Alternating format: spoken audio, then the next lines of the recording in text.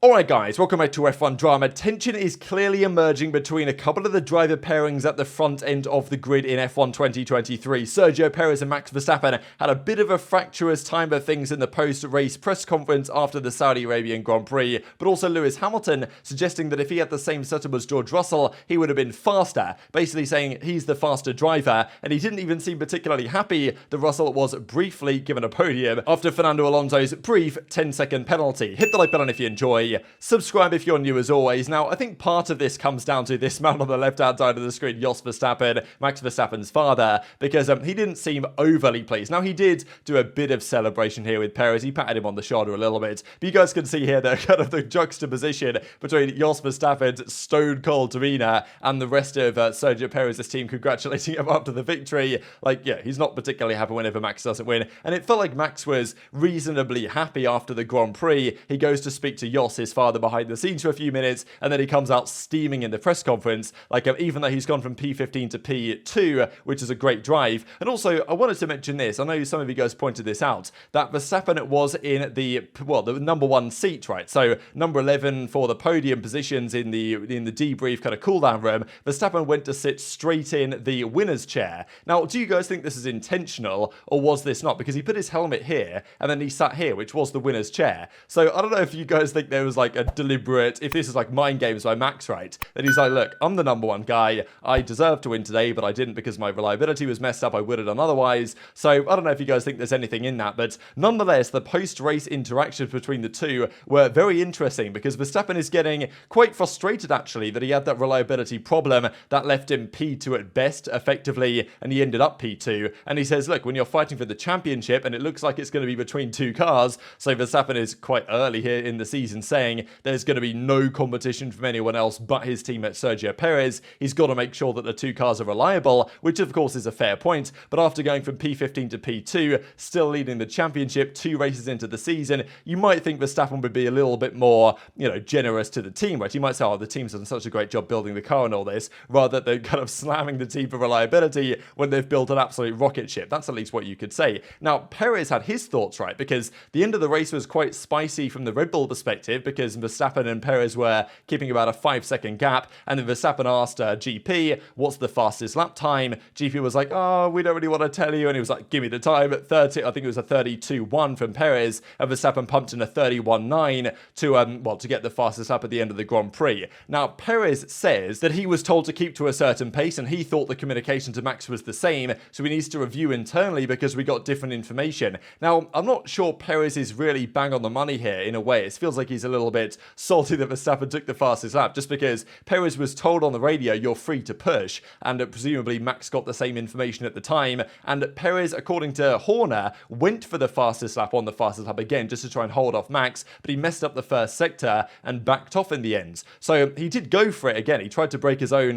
personal best of the race, and Verstappen, I think it was quite obvious Verstappen was going to go for it. He did, but, Perez doesn't seem so happy. I guess he would have liked to be leading the championship, but that's not how it went. And, I'll just share this from Verstappen here because he clearly was not happy about the outcome of the Grand Prix. He says, look, I'm not here to be second place. I'm here to win, which you'd think is a bit of an interesting reaction after just going from P15 to P2 with an absolutely dominant car and an almost guaranteed world championship number 3. So we'll see how spicy it gets between Perez and Verstappen because they know realistically they're the only two candidates for the world championship this year, and despite it being pretty much equal on points right now, Verstappen is of course ahead based on that fastest lap that he got for this weekend's Grand Prix, but Perez is going to come at him hard. Obviously Verstappen's probably going to win it, but still it's definitely, whenever you get stuff like this, it always gets interesting and spicy between the teammates, especially when they're the only candidates to win. Every weekend there's going to be some sort of interactions like this, and even Nico Rosberg, obviously known for being very gracious in defeat, Nico Rosberg, and he says, it's not good to see. We were also told he skipped Saturday's team meeting. I don't think it's a good approach or mentality so early in the season when the team has done a brilliant job and worked so hard. I think Verstappen should be more gracious. So, quite the statement there from, Mr. Nico Rosberg to Max Verstappen. And, the gloves are coming off here with friction, more friction expected, and it's certainly not going away. The other driver pairing drama potentially that is brewing is between Sir Lewis Hamilton and Mr. George Russell, because yes, he got P4 in the end. It wasn't a podium, but some of the words from Hamilton after this Grand Prix were definitely, as Nico Rosberg would describe it, in the kind of, my teammate just just beat me zone, where Hamilton gets into this zone where clearly, despite Hamilton, he's got this outward demeanor of being, very calm and friendly and all this stuff, but he's definitely still a very intense racer. I mean, obviously we know this, but you can tell based on what happens when his teammate beats him at the Grand Prix weekends that he was, kind of seething inside that Russell got the better of him this time and doesn't want that to occur again. To be honest, I only thought that if there was going to be some Russell-Hamilton kind of tension and drama, it would be if the W14 was super competitive, fighting for the championship, but it turns out it's kind of here anyway. So Hamilton, I'll just share what he had to say after the race and say that he didn't have the greatest Grand Prix weekend, talks about the setup as well and says, look, if I had the same setup that George had, I'd have been able to get him effectively. He says that George had the better setup all weekends. He went for a 50-50 direction, Hamilton, and Russell went the other way. Turned out that Russell's way was correct, and therefore Hamilton was only able to match Russell rather than overtaking him. And I think in fairness, he probably did roughly match Russell. Yes, he fell back a bit towards the end, but Russell was doing 30 laps on hards. Hamilton had to nurse his mediums to 30 laps. So I think it's understandable that on the balance of things, they had a pretty similar race performance, I thought. But Hamilton says, look, if I was on Russell's superior setup, that I guess he's going to try and get right for next time, he would have straight up been faster, which basically says, I'm the faster driver than this guy. He was only as fast as me because he had the better setup, but I'm still the man. Don't forget that. Yeah, I feel we got some great points as a team. George got third, which is amazing. I went forwards, which is always the hope, is that you could at least go forwards one foot in front of the other. So I'm really grateful to have come from 7th to 5th. Strategy just didn't really work out for me. Setup was a bit off. I think if I had the setup that George had, I would have been in a better position. But yeah, so lots to work on, but there are positives to take away from it. How much say do you have in that in terms of the setup and the strategy calls? On the setup, we work on that. It's just there was like a 50-50 choice. I chose one way, he chose another, and more often than not, the way he went was the wrong one, but it just happened to work. So I could only match his pace rather than be quicker this weekend. But I'll work hard to make sure that we're in a better place next time. Thank you. Lewis, your race seemed to come alive on the medium tyres, is that right? And how do you feel now? Yeah, struggled on the hards. Setup was wrong this weekend. So, but once I got onto the mediums, I was in a much better place. And George's podium, you must be happy about that? Well, it's nothing to do with me, but it's good for the team, sure.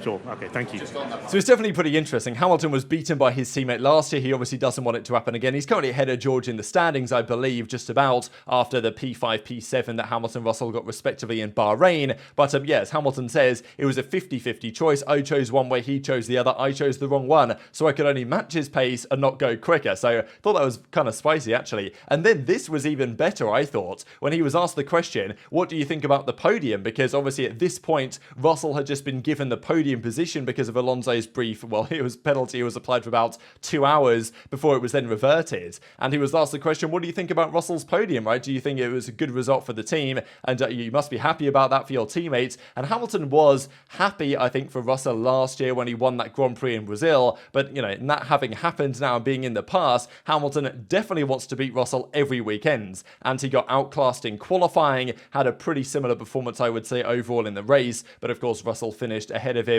just about in the ends and says, look, well done, George. Nothing to do with me. I don't care. Congrats, George. You got the podium. Good for the team, sure. But, it doesn't bother Hamilton at all, which again was a kind of interesting way to say that there is a rivalry brewing here. And this is somewhat inevitable, right? When you get two alpha drivers, as Toto Wolff has described them, in one car, you're obviously going to get this type of friction. Last year was the first season. They were working hard together on trying to improve the car. You can understand why there wasn't so much of it. But this year, it's kind of 1-1 so far in race results so far in the season. Hamilton knows that, he probably should have performed better this weekend and is making that very clear to the press that he believes he's still the number one driver in this team. And, George has not got what it takes to come out on top. Nico Rosberg, who has quite some experience in this, gave his thoughts to the media and says that was the I got beat by my teammate face. That's pretty simple, which I guess that Rosberg has seen a fair few times, not as much as maybe Hamilton has seen it the other way around. But he says, look, George is a future world champion. This is a difficult one for Lewis to stay in front. front. We saw it last year. What an awesome season George did.